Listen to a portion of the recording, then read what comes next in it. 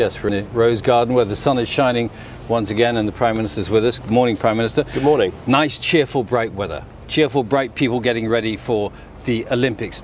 One large cloud hanging over it all, the state of the British economy. Worst recession for, what, 50 years? The worst 4-year period in peacetime for a century.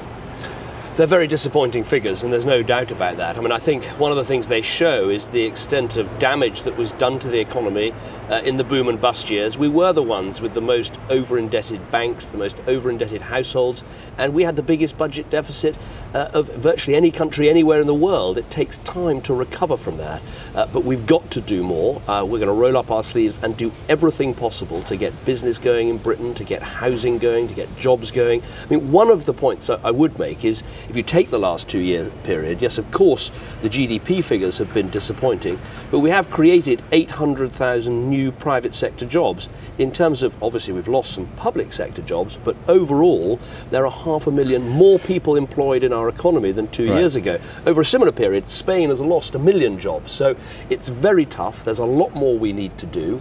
But what we mustn't do is sort of scrap the plans to deal with the debts that lie at the heart of the problem. Well, that's a good point, though, because construction's down 5% in the past quarter, 10% over the past year. A lot of that due to spending cuts because there's no government spending or less government spending on infrastructure and building. If you're an Olympic athlete and in the warm-up to the Games, you find that your strategy really isn't working, isn't it time to start thinking again?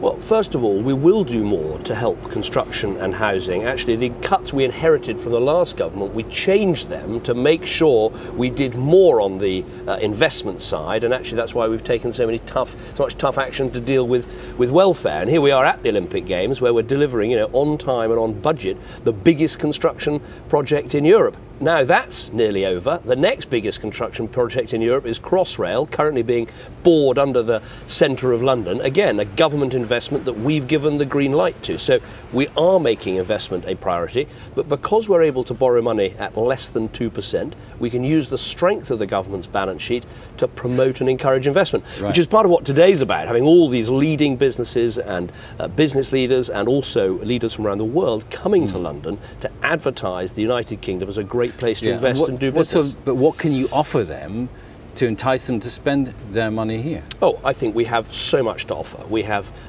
very stable government. We have interest rates at less than 2%. We have the language of business, English.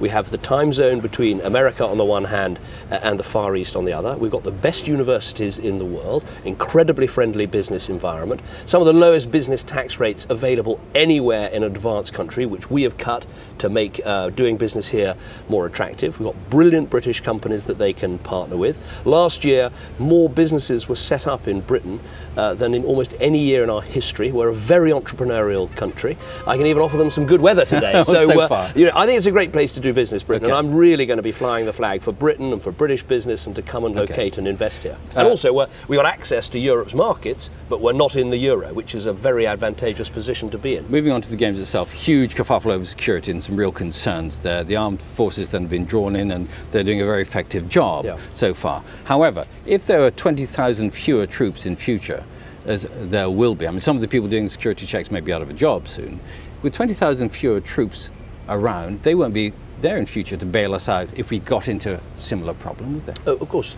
First of all, there were always going to be troops involved in Olympic security. I was chatting to some of them on the Mall last night. They're delighted to be here. They were always going to be here.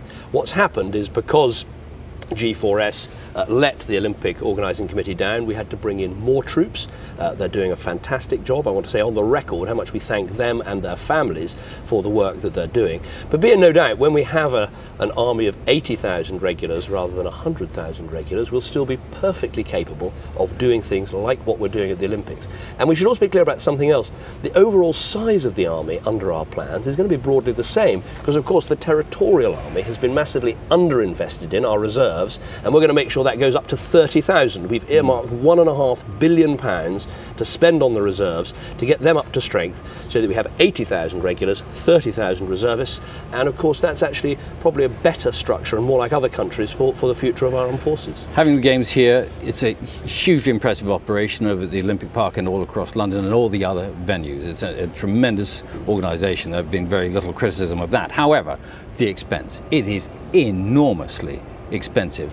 How much is the taxpayer, say in Yorkshire, in Aberdeen, in Belfast, how much value for money are they getting? I think we will get value for money as a country. I mean, look, the overall cost of the games at £9 billion is a huge cost, but we reckon... Or even more than that. Well, we think, first of all, it's under budget. We're going to be saving compared to that budget if everything goes to plan over the next few weeks. But if you think of what we're going to gain as a country, we think something like £13 billion of economic benefit from the deals that will be done, the spending, the extra tourists and all the rest of it. But the point I would really make is about the legacy. Now the key thing here is there's sort of, if you like, two sorts of legacy. There's the physical infrastructure that we'll have forever. And so if you take the aquatic centre, the swimming place, which everyone will see on their television screens, after the Olympics, that is going to be used by 800,000 people every year. So it's a great bit of physical legacy. But the real legacy is the inspiration. It's not what used to somebody living in, I don't know, Ardrossan, well, is it? That's, the real legacy is actually the inspiration to young people who will want to take up sport, who will be inspired by the competitive ethos of the Olympics, who will see Britain at its best. There's also a huge legacy in terms of volunteering. I think it's been amazing that, 250,000 British people came forward as volunteers. About 80,000 of them will be volunteering this week. And when you go out on the streets, as I did last night, and just chat to people, the volunteers are showing the very best face of Britain, the welcome they give, the enthusiasm they have.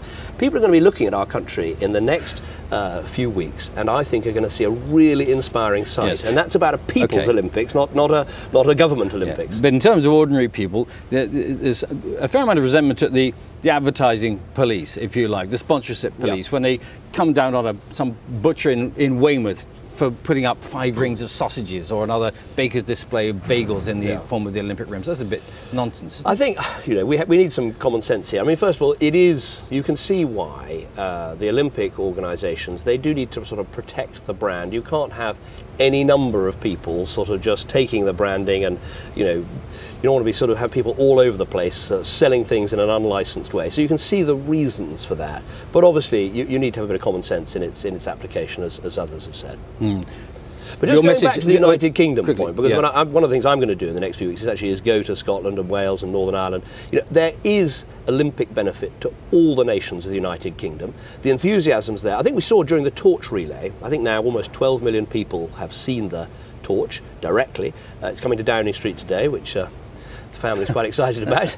Are you going to carry it? Are you going to carry it? No, politicians are not allowed to touch the torch, and that's right, actually, because this is not about politicians. Yes, well, it's not about politicians. But so is it right for MPs to take freebies to marquee events at the Olympics? For instance, members of the Culture, Media and Sport Committee are getting tickets to the 100 metres final. Well, that is, obviously, I'm responsible for the government, and government ministers are not going to be doing that. If they have official duties at the Olympics, they'll go to the Olympics. Otherwise, they're paying for tickets, so it's being done, very strict rules for government. Members of Parliament, they have to make their own decisions, but they're going to have to defend themselves, to the public and to everybody else. Okay, one event that you would like to go and see in the Olympics, what would it be? I don't want to put the sort of black spot on I think that Britain is in a very fortunate position that we've got, whether it's cycling, rowing, riding, gymnastics, long distance running, we got some great medal hopes. I'm going to be watching all of these things with enthusiasm, sometimes on the TV, sometimes I hope to get there, sometimes I'll just be kept in touch because I'm going to be travelling around the place and having a lot of business meetings and trying to drum up investment for Britain. I've always liked the middle and long distance running because I love the tactics and the skill that I remember going back to the Moscow Olympics. I remember the great Ovet-Co battles, and that's what first fired me up about the Olympics. Okay, but you are just across the fence from Horse Guards Parade and the beach volleyball. I can't actually see my bedroom. Use a trampoline. Just go over my bedroom's up there, but there's no direct line of sight into. No, I can't. You'll hear it anyway. I was hearing it. I've been hearing some of the practices and the rehearsals which they've been doing. All right, Prime Minister, thanks very much for your time. That's it from here in the Rose Garden this morning. Back to you.